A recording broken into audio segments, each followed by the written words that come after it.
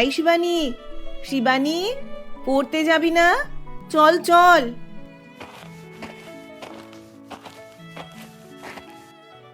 এই না রে রুমকি, আমার বোধহয় আর পড়াশোনা হবে না, মা যেতে দিচ্ছে না।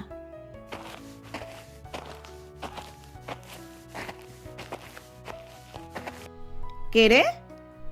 এই যে নবাব নন্দিনী। যা ঘরে যা, সোনাই ঘুমাচ্ছে, আমি এই ফাঁকে রান্না করে নি। তুই শিগগির বাসনগুলো গিয়ে ধুয়ে ফেল। আর তুই রুমকি, শিবানীকে ডাকিস কেন?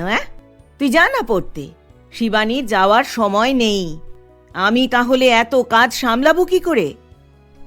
মা, আমায় পড়তে দাও, আমি পড়াশোনার ফাঁকে ফাঁকে তোমার সব কাজ করে দেব।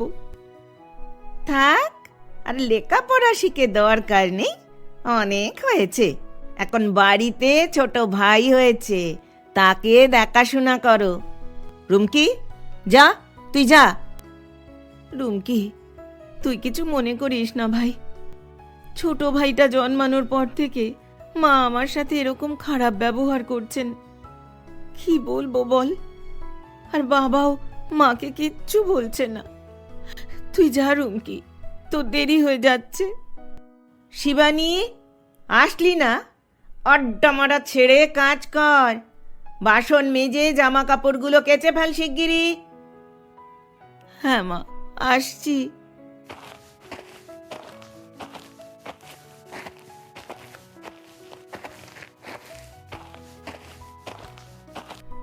এই যে এসেছিস, যা যা, এত কাজ পড়ে আছে, যা। আমার সোনাই জেগে উঠলেই মুশকিল। মা, তুমি চিন্তা করো না, ভাই উঠলে আমি ওকে কোলে করে রাখবো। না, খবরদার, তুই সোনাইকে ছুঁবি না, কখন ফেলে দিবি। তুই তোর কাজ কর। শিবানীর চোখ জলে ভরে এলো। সে বুঝতেই পারছে না মা কেন হঠাৎ এমন ব্যবহার করছে।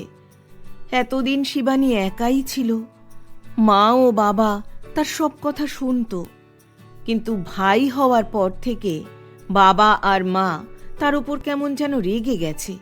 সে তো কোনো অন্যায় করেনি, তবু সবাই এমন করছে কেন? শিবানী চুপচাপ সব কাজ সেরে নিল।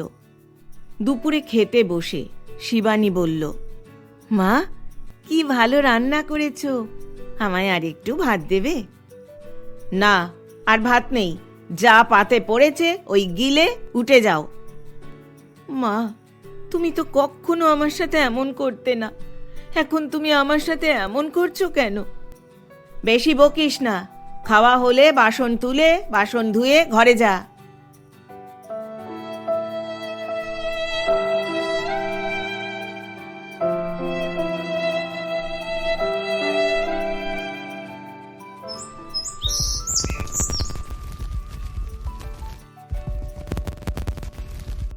বিকেলে বাবা এলো।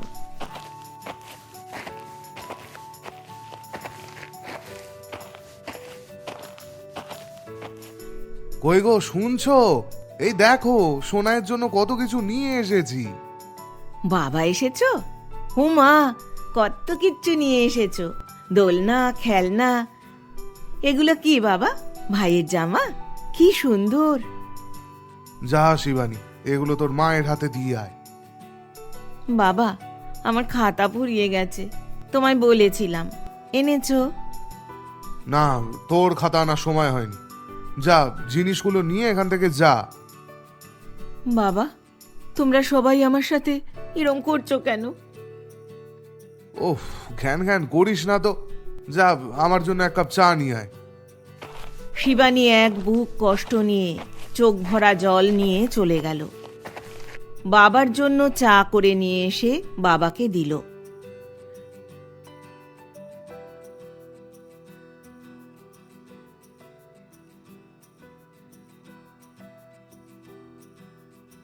সেদিন রাতে শিবানী বাড়ির বারান্দায় বসেছিল, কিছুতেই ঘুম আসছিল না। সে হঠাৎ শুনতে পেল বাবা আর মা ঘরে বসে তাকে নিয়ে কথা বলছে। শোনো, শিবানীকে নিয়ে এসে আমরা খুব ভুল করেছি। কিন্তু যখন আমরা শিবানীকে নিয়ে এসেছিলাম তখন তো আমাদের কোনো সন্তান ছিল না। তুমিই চেয়েছিলে শিবানীকে নিয়ে এসে মানুষ করতে। হ্যাঁ, তা চেয়েছিলাম ঠিক, কিন্তু তখন কি জানি যে আমার নিজের সোনাই হবে? আর তাছাড়া তখন আমরা শিবানীকে রাস্তায় কুড়িয়ে পেয়েছিলাম। আমরা তুলে না আনলে ও তো মরে যেত। হ্যাঁ, সেটা ঠিক, কিন্তু আমরা এখন শিবানীকে নিয়ে কি করব? কি আর করব, আমাদের ঘাড়ে বসেই খাবে। আমার সোনাইয়ের জন্য একটা লোক তো রাখতে হতো, সেটা আর রাখবো না, বুঝলে? টাকা পয়সা রাখতে হবে তো। পড়াশোনাটাও তো তুমি ছাড়িয়ে দিলে। থাক, আর লেখাপড়া শিখে দিগ্গজ হতে হবে না, বাড়ির কাজকর্ম করুক। শিবানী সব শুনতে পেল। ঘরে এসে সে হাউ হাউ করে কাঁদল। তারপর সে ঠিক করল যে এই বাড়িতে সে আর থাকবে না, কিন্তু কোথায় যাবে সেটাও সে জানে না। শুধু এটুকু সে বুঝতে পারল যে এরা তার আসল বাবা মা নয়। তবে তার আসল বাবা মা কোথায়? তার আসল বাবা মাকে খুঁজে বের করতেই হবে। সেদিন ভোর রাতেই শিবানী আস্তে আস্তে দরজা খুলে রাস্তায় বেরিয়ে পড়ল। সঙ্গে নিল একটা ছোট্ট ব্যাগ, তাতে 2-4টে জামা কাপড়। রাস্তায় বেরিয়ে এসে সে বুঝতে পারল কাজটা সহজ নয়।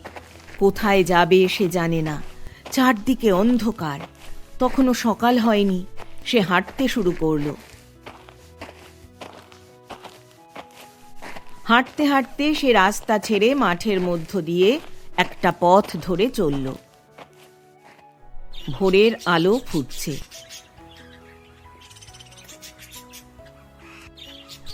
মাঠের পথ ধরে চলতে চলতে সে হঠাৎ দেখল একটা মস্ত বাড়ি, কিন্তু বাড়িটা বন জঙ্গলে ঘেরা। অনেকটা পথ হেঁটে এসে শিবানী খুব ক্লান্ত হয়ে পড়েছিল। সে ভাবল এই বাড়িটাতে ঢুকে সে একটু জল খাবে। এই না ভেবে সে বাড়িটার দিকে এগিয়ে গেল। দেখল বাড়িটাতে কেউ নেই। একজন বুড়িমা বাড়ির বারান্দা ঝাড় দিচ্ছেন। সে এগিয়ে গিয়ে বলল, ঠাকুমা, আমায় একটু জল দেবে? কে রে মা তুই? এই জঙ্গলের মধ্যে তুই কি করছিস? তোর বাবা মা কই? ঠাকুমা, আমার কেউ নেই। আমার বাবা মা কে তা আমি জানি না। শুধু এটুকু জানি, আমাকে রাস্তায় পড়ে থাকতে দেখে একজন আমায় তুলে নিয়ে গিয়েছিল। তাদের কাছেই আমি এতদিন ছিলাম, কিন্তু এখন তাদের নিজের ছেলে হয়েছে। আমাকে আর তারা দেখতে পারে না। আমি এখন কি করব ঠাকুমা? সে কি, তারা কেমন ধারা মানুষ? হ্যাঁ, নিজের ছেলে পেয়ে তোকে তারা ভুলে গেল? না ঠাকুমা, তারা এতদিন আমাকে বাঁচিয়ে রেখেছে, তাই তাদের ওপর আমার কোনো রাগ নেই। আমি আমার নিজের বাবা মাকে যদি খুঁজে পেতাম। তবে তুই এখানেই থাক কদিন। আমার বাড়িতে আমি একাই থাকি। আমার ছেলে, ছেলের বউ সব আমায় ফেলে রেখে ঈশ্বরের কাছে চলে গেছে। একটা নাতি আমার আছে, সে আমায় বড় ভালোবাসে, কিন্তু সে শহরে থেকে চাকরি করে। কিন্তু ঠাকুমা, তোমায় একা রেখে তোমার নাতি চলে গেল, তুমি সেখানে তার কাছে গিয়ে থাকো না কেন? বললেই কি যাওয়া যায়?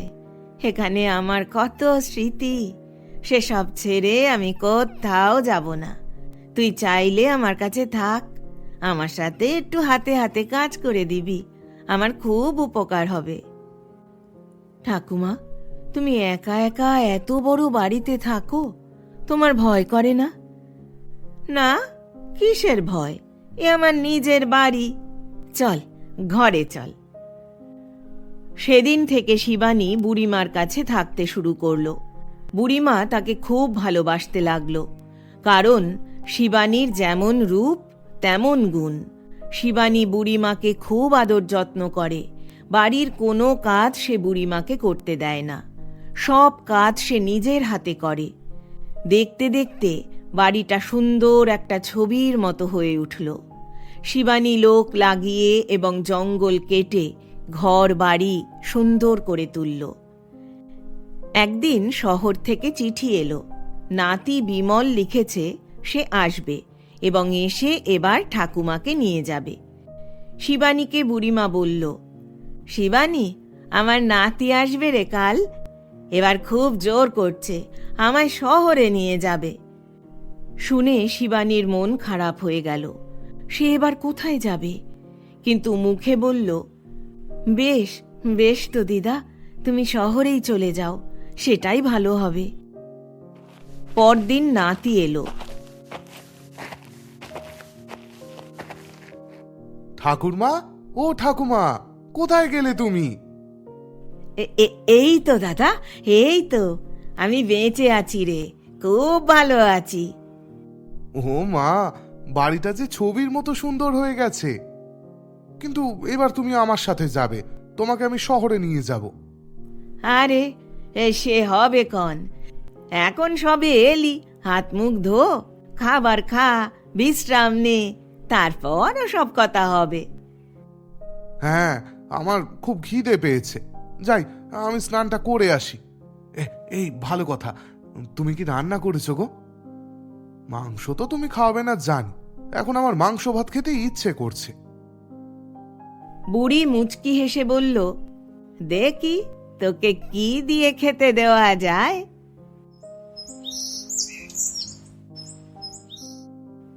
স্নান করে এসে নাতি বলল, চান করে চলে এসেছি, দাও ঠাকুমা, খেতে দাও। বসো দাদা। নাতি খেতে বসলে। বুড়ি ডাকলে, ও শিবানী, খাবার নিয়ে আয়। শিবানী তখন পরম যত্ন করে বুড়ির নাতিকে খাবার পরিবেশন করল। ঠাকুমা, ও খে? সে বলবো তোকে পরে, এখন বল, খাবার কেমন হয়েছে? ঠাকুমা, তুমি এখনো এত ভালো কি করে রান্না করো বলো তো? অপূর্ব রান্না হয়েছে। আর এত বাজার করেছো কি করে? আরে, মাংস কে রান্না করলে গো? আমি কিছুই করিনি, সব শিবানী করেছে। রান্না কেমন হয়েছে? হ্যাঁ, অপূর্ব ঠাকুমা, অপূর্ব। সব কটা রান্নাই অপূর্ব হয়েছে। শিবানীকে দেখে বুড়ির নাতি অবাক হয়ে গেল। কি সুন্দর শিবানী! শিবানীর রূপ গুণ সবটাই তাকে মুগ্ধ করল।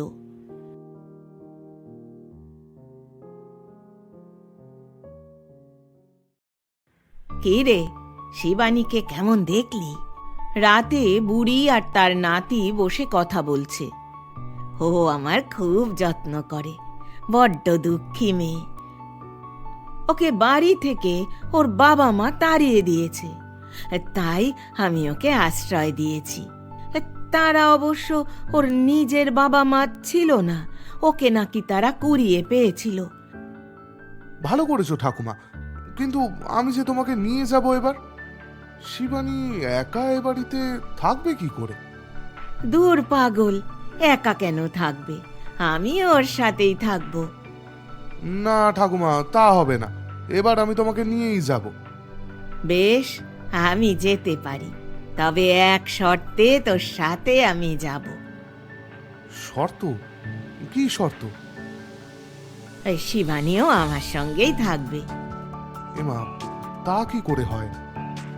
কেন হয় না? কেন, তোর যদি শিবানীকে পছন্দ হয়, তবে আমি তোর সাথে শিবানীর বিয়ে দেব, তারপর আমরা সবাই মিলে একসাথে থাকব। তুমি শিবানীর মত নিয়েছো?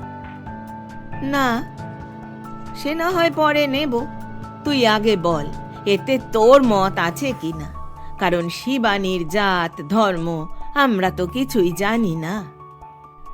নাতি লজ্জায় মাথা নিচু করেই থাকলো। বুড়ি বলল, বেশ, আমি বুঝেছি, তোর শিবানীকে পছন্দ হয়েছে, তোরা কথা বলে নে, আমি শিবানীকে ডেকে দিচ্ছি। বলে বুড়ি ঘরে চলে গেল। শিবানী এলো। আমায় ডাকছিলেন? হ্যাঁ, বসুন। ঠাকুরমা আপনাকে কিছু বলেছে? হ্যাঁ, বলেছে, কিন্তু আমি তো অনাথ, আমার বাবা মা কে আমি জানি না, আমার জাত ধর্ম কুল আমি কিছুই জানি না।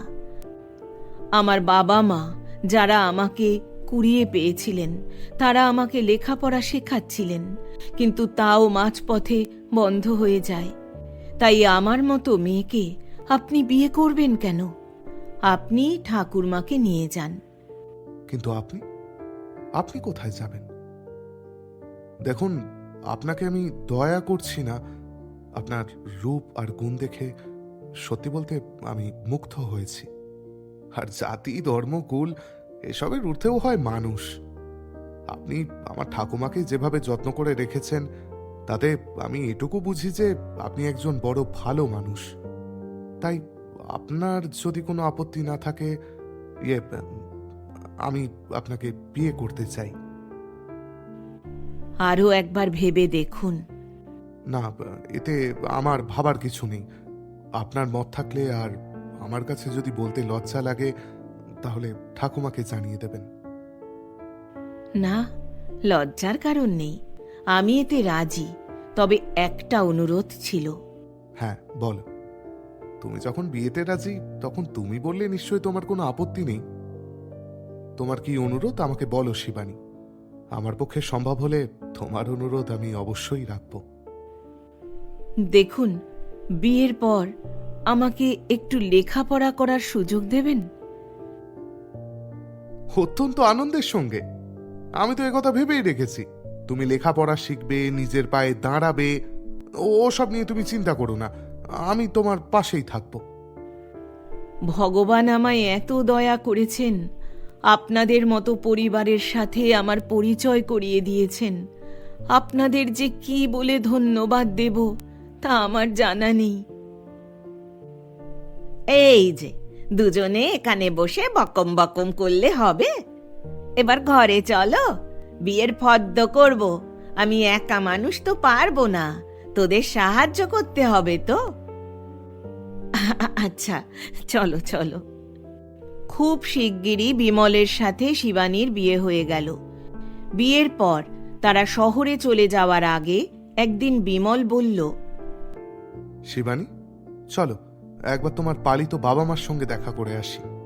আবার কবে এখানে আসা হবে তা তো জানি না। ঠাকুমা, তুমি কি বলো, যাব? চল, আমরা তিনজনেই একবার দেখা করে আসি, তারপর শহরে চলে যাব। এর পর দিন শিবানী, বিমল ও ঠাকুমা তিনজনে মিলে শিবানীর সেই বাবা মার সঙ্গে দেখা করতে গেল। তারা তখন তাদের ছেলেকে নিয়ে ব্যস্ত। শিবানীকে দেখে তারা অবাক হয়ে গেল। ভয় পেও না বাবা মা, আমি থাকতে আসিনি, শুধু এটুকু জানাতে এসেছি, তোমরা না থাকলে হয়তো আমি আজকের জীবনটা পেতাম না। তাই তোমাদের প্রণাম করতে এসেছি। শোনো বাচারা, তোমরা এমন একটা মেয়েকে বাড়ির বাইরে বার করে দিলে, হ্যাঁ? পারলে কি করে? তোমরা যে রত্ন ফেলে দিয়েছ, আমি সেই রত্ন কুড়িয়ে নিয়েছি। আমার নাতি বিমলের সাথে বিয়ে দিয়ে আমার নাত বউ বানিয়েছি। এখন শিবানী আমার ঘর আলো করে আছে। এখন শিবানী আমার হৃদয়ের টুকরো। আমায় ক্ষমা কর শিবানী, আমরা তোর সাথে অত্যন্ত অন্যায় করেছি। শিবানীর বাবাও একইভাবে ক্ষমা চাইলেন। শিবানীর মা বললেন, জানি না তোকে কেন এত কষ্ট দিলাম, যা করেছি ভুল করেছি, ঈশ্বর আমাদের ক্ষমা করুন। নতুন জামাই, তুমি আমাদের ক্ষমা করে দিও বাবা। আর যদি ক্ষমা করতে পারো, তবে মাঝে মাঝে শিবানীকে নিয়ে আমাদের কাছে এসো। বাবা মা, ঠাকুরমা আমাকে আবার লেখাপড়া শেখাবেন বলেছেন। যদি লেখাপড়া শিখে কোনো দিন নিজের পায়ে দাঁড়াতে পারি, তবে আমি নিশ্চয়ই তোমাদের কাছে আসব, তার আগে না। আসি মা, আসি বাবা। শিবানীর বাবা ও মা তাকিয়ে দেখলেন ওরা তিনজন ধীরে ধীরে বেরিয়ে গেল।